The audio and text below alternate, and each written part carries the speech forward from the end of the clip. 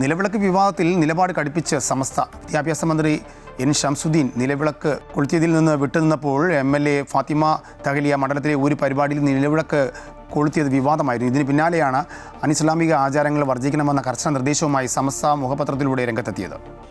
നിലവിളക്ക് വിവാദത്തിൽ മുസ്ലിം ലീഗിന് തിരുത്തുമായി എത്തിയിരിക്കുകയാണ് സമസ്ത.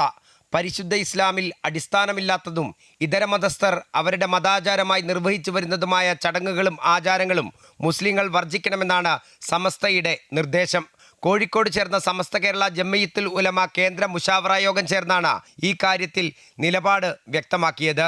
പേരാമ്പ്രയിലെ റെസ്റ്റോറന്റ് നിലവിളക്ക് കൊളുത്തി MLA ഫാത്തിമ തഹലിയ ഉദ്ഘാടനം ചെയ്തത് വിവാദമായിരുന്നു. ഫാത്തിമ തഹലിയെ വിമർശിച്ച ഇസ്ലാമിക പണ്ഡിതൻ ഹുസൈൻ സലഫിയും വിസ്ഡം ഇസ്ലാമിക് ഓർഗനൈസേഷൻ സംസ്ഥാന ജനറൽ സെക്രട്ടറി TK അഷ്റഫും രംഗത്തെത്തിയിരുന്നു. ഒരു മുസ്ലിം ഇത്തരത്തിൽ അനിസ്ലാമിക ആചാരങ്ങൾ ചെയ്താൽ അത് ഇസ്ലാമിൽ നിന്ന് പുറത്തു പോകുന്നതിന് കാരണമാകുമെന്നും അത്തരം പ്രവൃത്തി കുറ്റകരവും നിഷിദ്ധവുമാണെന്നാണ് സമസ്ത ഇറക്കിയ കുറിപ്പിൽ പറയുന്നത്. അതേസമയം ഒരാൾ വെളിച്ചം മാത്രം ഉദ്ദേശിച്ച് മറ്റ് വിളക്കുകളെപ്പോലെ വെളിച്ചം ലഭിക്കാനുള്ള ഉപാധി എന്ന നിലയിൽ നിലവിളക്ക് കത്തിച്ച് ഉപയോഗപ്പെടുത്തുകയാണെങ്കിൽ അത് അനുവദനീയമാണെന്നും സമസ്ത വ്യക്തമാക്കുന്നുണ്ട്. പ്രവേശനോത്സവ സമയത്ത് വിദ്യാഭ്യാസ മന്ത്രി എൻ ഷംസുദ്ദീൻ നിലവിളക്ക് കൊളുത്തുന്നതിൽ നിന്നും വിട്ടുനിന്നതും വിവാദമായിരുന്നു. കഴിഞ്ഞ UDF സർക്കാരിന്റെ കാലത്തും നിലവിളക്ക് വിവാദമുണ്ടായപ്പോൾ ആരാധനയുടെ ഭാഗമല്ലാത്ത ചടങ്ങുകളിലും സാംസ്കാരിക ചടങ്ങുകളിലും നിലവിളക്ക് കൊളുത്തുന്നതിൽ തെറ്റില്ലെന്ന നിലപാടാണ് അന്ന് MK മുനീർ ഉൾപ്പെടെയുള്ളവർ സ്വീകരിച്ചത്.